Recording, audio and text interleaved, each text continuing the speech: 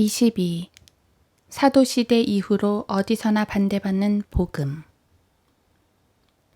그러나 우리는 당신이 생각하는 바를 당신으로부터 듣기를 바라니 이는 이 종파에 관해서는 어디서나 반대받는 것을 우리가 알기 때문이라고 하더라. 사도행전 28장 22절. 초대교회 시절 그리스도인들을 가장 극심하게 박해했던 대표적인 인물은 바로 옛 히브리인 이름인 사울이라는 이름을 가진 사도 바울이다. 그런가 하면 복음을 전하는 가운데 반대자들로부터 가장 극심하게 박해를 받은 인물 또한 사도 바울이다. 이것은 누구든지 경건하게 살고자 하는 사람들은 박해를 받으리라 말씀하신 하나님께서 정하신 법칙이다. 실로 그리스도 예수 안에서 경건하게 살고자 하는 모든 사람은 박해를 받을 것이라. 디모데후서 3장 12절. 초기 그리스도인들은 경건하게 그리스도를 믿으며 살고자 할 때 사울로부터 박해를 받았고, 그리스도인들을 극심하게 박해했던 바울은 회심한 후 자신이 배운 모든 지식을 배설물로 여기면서 예수 그리스도만을 믿고 따를 때 모진 박해를 견뎌야만 했다. 그런데 이 반대는 바로 예수 그리스도의 탄생지인 이스라엘에서부터 시작되었다.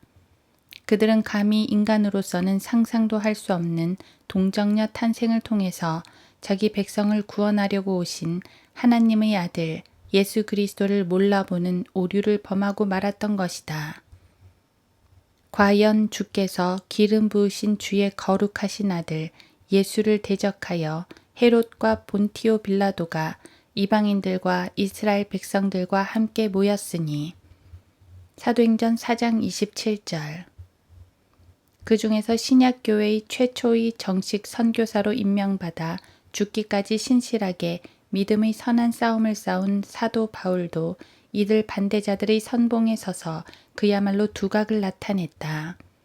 그러나 그는 몰라서 그렇게 예수 그리스도를 반대하는 일에 열성을 보였을 뿐이다.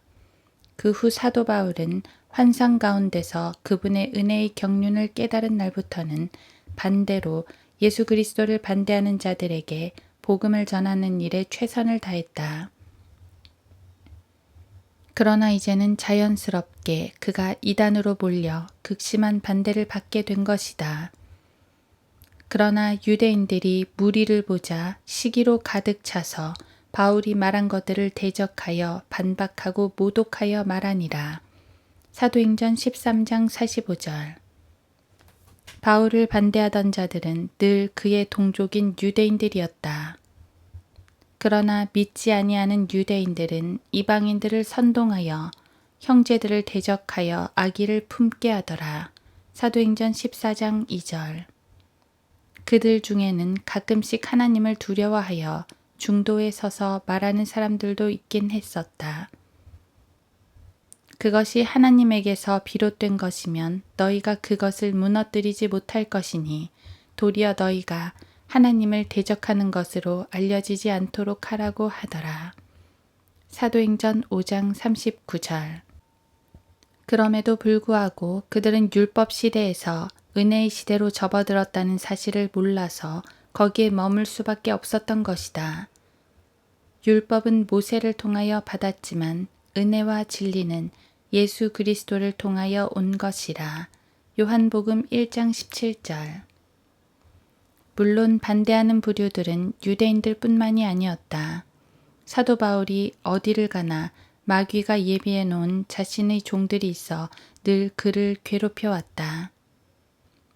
그러나 요술사 엘루마는 그의 이름을 번역하면 요술사라. 그들을 반대하며 총독으로 하여금 믿지 못하게 하려고 애쓰더라. 사도행전 13장 8절. 복음을 방해하는 사람들 중에는 자신의 생계에 위협을 받을까봐 적극적으로 대적하는 사람들도 있는데, 그러나 이것은 하나님이 자신들의 신이 되지 못하고 자신들의 배가 신이 되어버린 경우이다. 분명히 이것은 하나님을 대적하는 행위이고 하나님의 진노를 쌓는 행위이다. 그것은 나중에 마지막 심판에서 그때는 몰라서 그랬다고 발을 빼도 소용이 없다. 사역의 문이 열리면 대적하는 무리들도 그만큼 많아지는데 이것은 영적 원리에 있어서 자연스러운 일임에 틀림이 없다. 이는 내게 크고도 효과적인 문이 열렸으며 또 대적하는 자들도 많기 때문이라. 고린도전서 16장 9절. 그래서 진리를 위해서 선한 싸움을 싸우는 사람들을 힘들게 하고 있다. 그러나 성경은 다음과 같은 말씀으로 우리를 격려하시고 우리에게 새 힘을 불어넣어 주신다.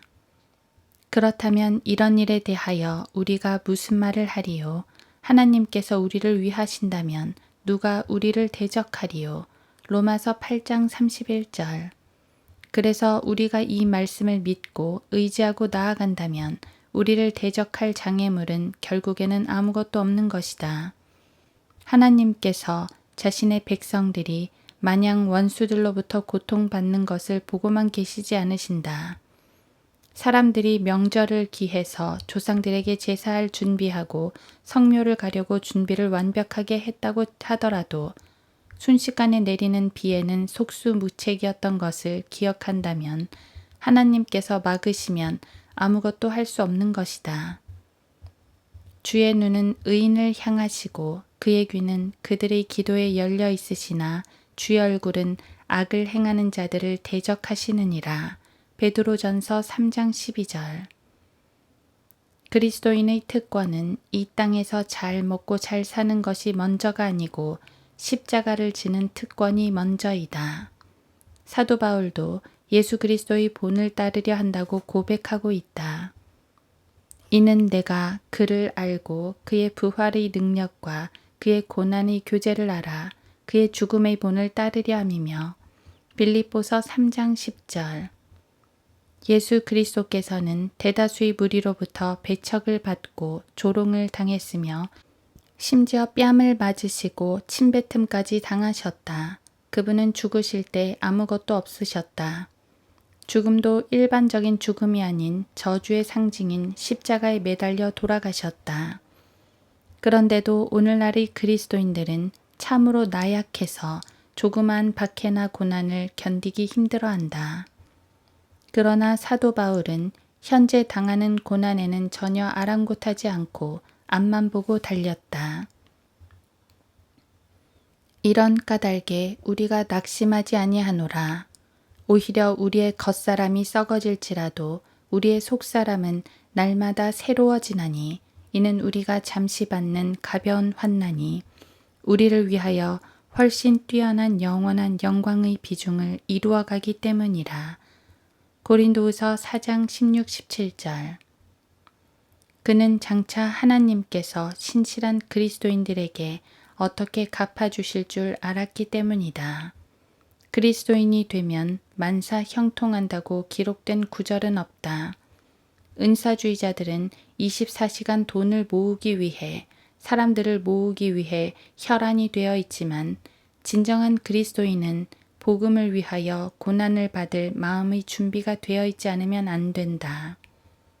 성경 어디에 복음을 들고 나가면 모든 사람들이 화답하고 환영하고 칭찬한다고 기록된 적이 있는가? 다만 그리스도인들이 복음을 전할 때 천사들이 부러워하고 하늘에서는 구원받은 혼들이 생겨날 때마다 잔치가 벌어진다고 했다. 그래서 우리의 고난과 더불어 전파되는 복음의 현장과 우리의 삶 속에서 직접적으로 나타나는 가시적인 것은 아직 없는 것이다. 마치 영화 제작자가 영화를 촬영하는 동안에는 그 영화의 내용을 알 수가 없으나 그 영화가 완성되어 개봉을 하게 되면 그 내용을 볼 수 있게 되어 비로소 그 내용을 알 수 있듯이 우리 그리스도인들의 지상 삶이 그런 이치이다. 그러니 우리는 결코 실망하지 말고 초지일관 전진해야 한다. 우리가 바라보는 것은 보이는 것들이 아니요 보이지 않는 것들이라. 이는 보이는 것들은 잠깐뿐이지만 보이지 않는 것들은 영원하기 때문이라. 고린도후서 4장 18절.